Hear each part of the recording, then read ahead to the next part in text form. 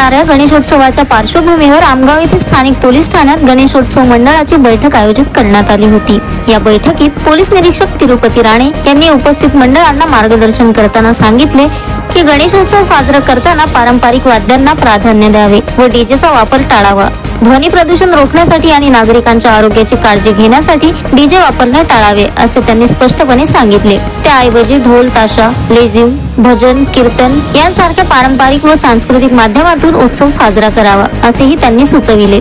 बैठकीस विविध गणेशोत्सव मंडळाचे पदाधिकारी व स्थानिक नागरिक उपस्थित होते। शांततापूर्ण आणि शिस्तबद्ध गणेशोत्सवासाठी सर्वांनी सहकार्य करण्याचे आवाहनही यावेळी करण्यात आले आहे। Okay sir. आज रोजी आमगाव तालुक्यातील गणपती मंडळांची पोलीस स्टेशन आमगाव येथे मीटिंग घेण्यात आली। या मीटिंगमध्ये माननीय न्यायालयाने वेळोवेळी दिलेल्या निर्देशाप्रमाणे ध्वनी प्रदूषण टाळण्याकरिता डीजेचा वापर टाळावा असे सूचित करण्यात आले।